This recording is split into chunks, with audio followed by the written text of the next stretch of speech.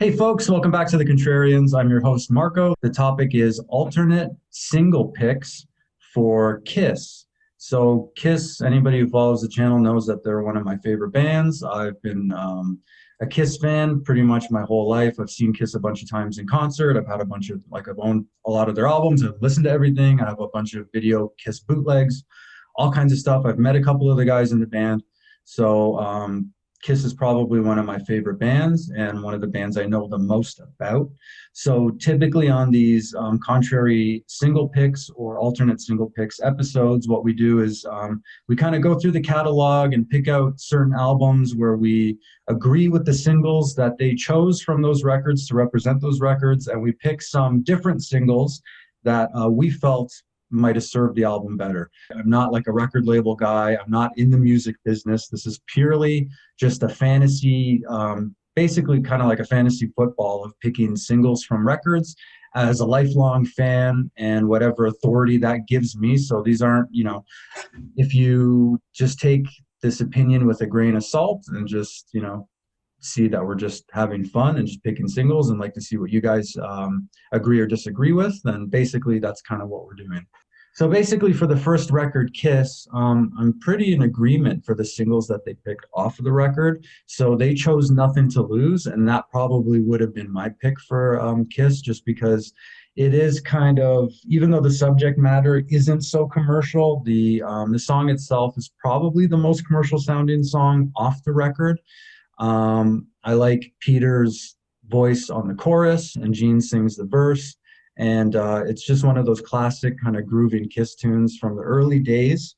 It's not super heavy, so I think it probably would be okay on the radio, although Kiss songs aren't really radio friendly to begin with. And then everybody knows that Kiss initially had that single Kiss in Time, which ended up on the record. It wasn't originally, but I think in reissues of the first record, they started putting the single Kiss in Time on the record. So that was kind of like a promotional thing they did where they cut this song Kiss in Time, and it's very kind of poppy, and I think everybody gets a verse on that except for Ace. They had a promotion where they had a kissing contest for folks to see how long they could kiss each other. And actually, if you ever see the interview that Gene does on the Mike Douglas show, I think they actually bring out the winners of the Kiss in Time Kiss concert, Kiss promotion. So that single was kind of hokey. It was kind of gimmicky. I guess it kind of serves its purpose. So for that reason, I guess it kind of made sense for the idea of the promotion. And the B-side to that was Nothing to Lose. And the B-side of the Nothing to Lose single was Love Theme from Kiss, which is weird because Kiss in Time and Love Theme from Kiss are probably the two weirdest things off of that first record. And they both ended up on a single. There was another single that came out with Strutter in 100,000 Years. And as a Kiss fan, that might have been what I chose, whether that's a commercial pick or not. For the second record, Hotter Than Hell, the only single that came out was Let Me Go Rock and Roll with Hotter Than Hell as the B-side. I like Let Me Go Rock and Roll a lot. I think that was a live staple of the early years, especially the Alive era. However, what I would have chosen, or in hindsight, hindsight being 2020, looking back at the catalog and looking back at the track listing for the Hotter Than Hell, I think what might have been a better single would have been the song Coming Home. So I think Coming Home to me, it's actually reminds me of Kiss in Time, although it fits more in kind of like the Kiss groove, and it's kind of commercial and poppy, yet even though it is kind of like an earworm song, but even though it is kind of commercial and poppy, it's a song as a Kiss fan that I don't mind. As a fan of heavier music and as a fan of Kiss, I like Coming Home. I think that probably would have been a good single. Let Me Go Rock and Roll, it didn't chart at all. Coming Home probably wouldn't have charted either. But I think if you were going to pick kind of like a commercially song from that record, that probably would have been the pick. As a B-side, I might have picked Gotta Choose. I think those probably would have been the two songs off that record that I thought would have had a good chance on the radio. Dressed to Kill had Rock and Roll All Night. Who's going to argue with that? They were definitely trying to push that as an anthemic song. Come On and Love Me was another single that they had put out, which I love that song as well. I think probably the live version might have been better. For Kiss Alive, However, I basically agree with Dress to Kill, but for Kiss Alive, what they did was they put out a single with Rock and Roll All Night Live, and on the B side, they had the Rock and Roll All Night studio version. What I think probably would have served that single better would be as if they had done Rock and Roll All Night Live on the A side and then put in Let Me Go Rock and Roll as the B side. Because I think the definitive version for me of Let Me Go Rock and Roll is the live version from that tour. So I think probably they did the right thing by having Rock and Roll All Night Live, which you still hear on the radio. So definitely they did the right thing. But I think kind of putting Let Me Go Rock and Roll on the B side might have been a better decision than just the studio version of Rock and Roll All Night. Destroyer, they put out a bunch of singles. They were really pushing Destroyer.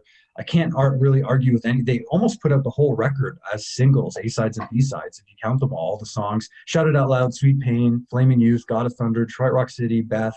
Like that's more than half the record, I think. You can't really argue with Beth. It was a huge hit, whether Kiss fans like that song or not, and it's still a staple of their live show today. And you can still hear it on the radio today, so there's no arguing with that. The only other one that I would pick from Destroyer that wasn't represented in a single would be Do You Love Me, which I think is quite an earworm. I think it's very catchy and very hooky. It's almost even country a little bit. I just think that one is very commercial because the lyrics are very clear. It's got a simple drum beat, but like a powerful drum beat. It's a song that like you can get stuck in your head.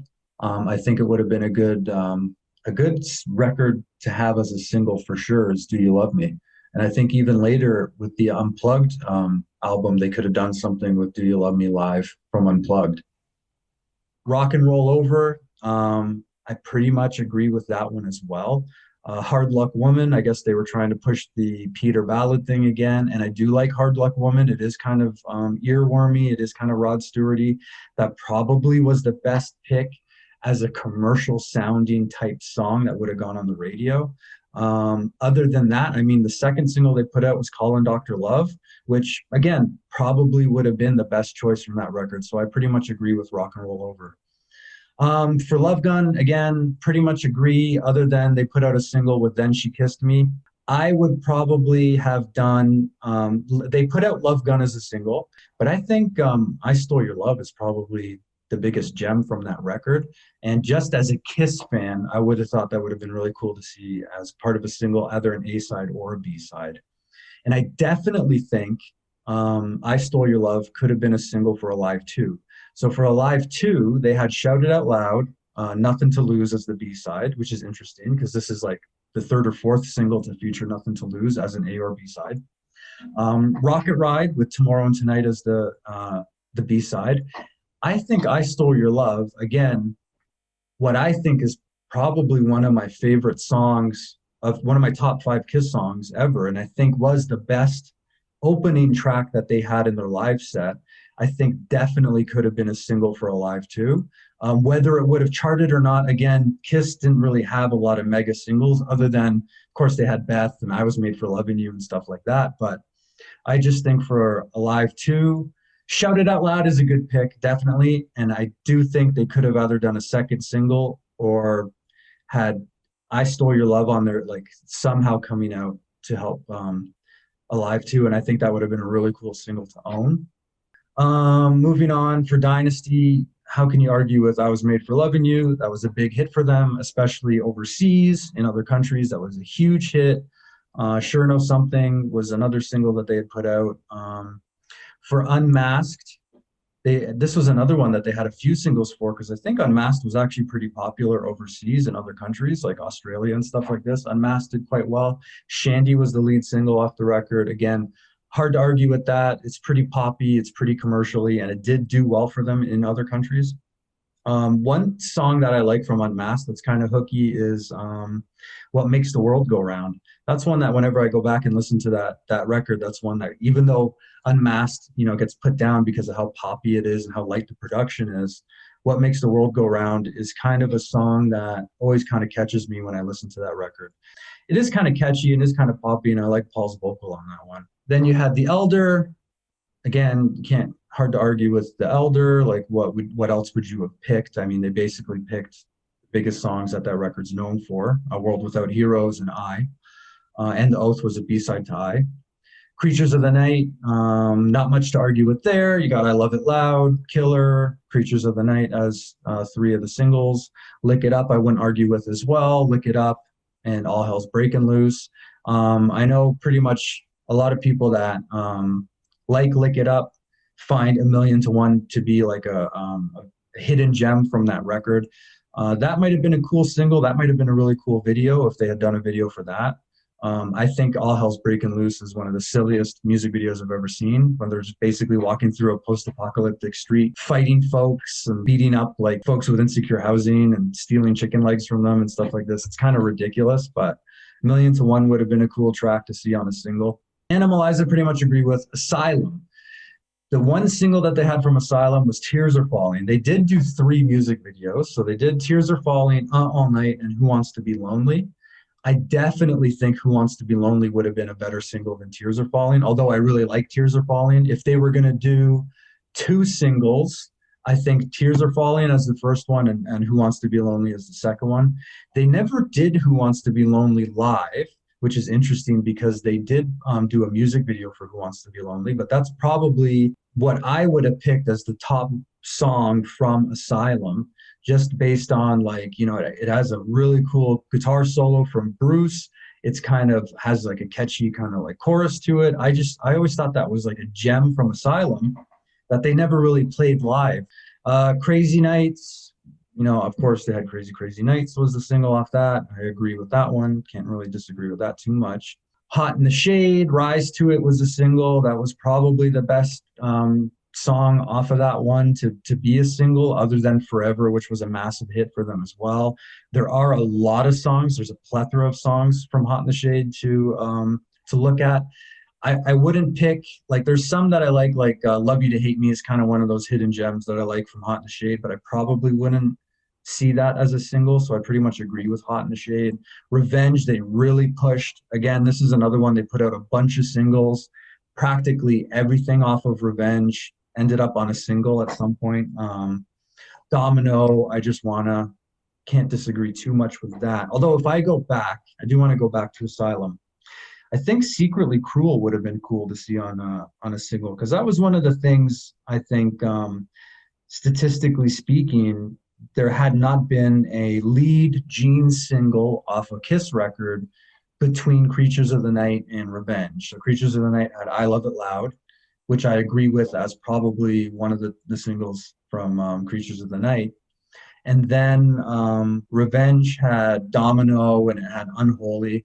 So you had like a bunch of years where there was no A-side to feature Gene on a Kiss single. I think Secretly Cruel could have been a Gene A-side for the 80s, because I think that was definitely between Creatures of the Night and Revenge. That's probably one of the stronger Gene songs that I think could have been featured on a single if any other ones were going to be. So I would probably pick Secretly Cruel off of Asylum. If we go back, so Revenge, hard to argue. They basically put everything on a single from that one, even Every Time I Look at You, which was a ballad. Kiss Unplugged. So they had Rock and Roll All Night unplugged and Every Time I Look at You unplugged. So I know that Paul thought Every Time I Look at You was a really strong song that didn't really get pushed by the record label. He thought could have been a much bigger single. It's okay. It's a power ballad. Like, I guess it could have done well. I think, going back to what I had said about Harder Than Hell, I think probably a good record or a good single that could have come out of Kiss Unplugged would have been Coming Home. And I think they did do Coming Home live on like a Tonight Show performance or something like this. That I think would have been a good single for Kiss Unplugged. Another good single would have been Hard Luck Woman. Now, I know they did Hard Luck Woman on Kiss My Ass with Garth Brooks. And I think if they released that as a single, with Kiss backing Garth Brooks, that might have done well as well. So that they had performed live with Garth Brooks on one of those like Tonight Show or David Letterman appearances, that could have made a good single. And I think Coming Home could have been a good single from Kiss Unplugged. Rock and Roll All Night, of course, you know, but like Rock and Roll All Night's pretty much been shoved down Kiss fans' throat for 35 years. So I guess that would have made a good single, but if they were going to do a second Kiss Unplugged single, Coming Home could have been a good B-side or could have been a good A-side of a second single. Carnival of Souls had Jungle as a single, and they had Jungle on both sides. It was an A-side and a B-side.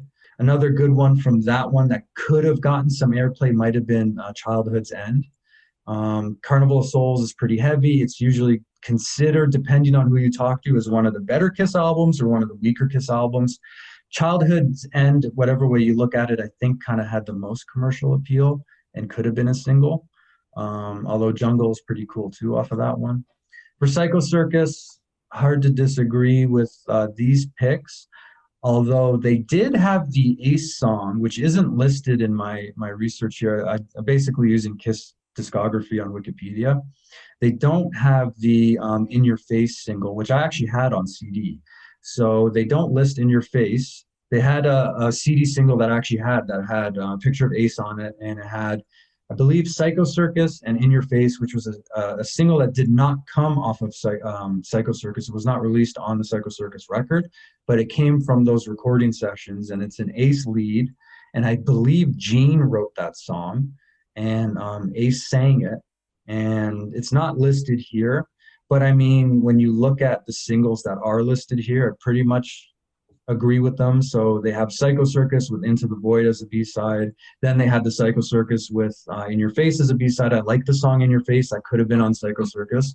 I think it would have made the record for me a little bit better if they had In Your Face on it, because I am a big Ace fan. They had We Are One as a single, and You Wanted the Best, and I Finally Found My Way. I Finally Found My Way is probably one of the worst Kiss songs, even though I'm a huge Peter fan. It just doesn't, even as a ballad, like I don't find it to be hooky or catchy at all. I've never been able to get into that. So as a contrary pick, I would probably just eliminate that completely. You Wanted the Best makes sense because that's the one where they had everybody singing it. It's kind of gimmicky. You had every member take a verse. I remember hearing that on the radio, actually. I think I even remember hearing that more than even Psycho Circus on the radio, was You Wanted the Best. So I pretty much agree there. And then between Sonic Boom and Monster, again, I pretty much agree. Like, as a Kiss fan, just as kind of going back and fantasy picking these records, really, like, I don't have too much to disagree with over what they actually went with. And they know a lot better about picking singles than I do. Hopefully you liked the episode, and hopefully give us a like and subscribe. We also have exclusive stuff on Patreon, and we hope to see you again real soon. Thanks a lot for stopping by.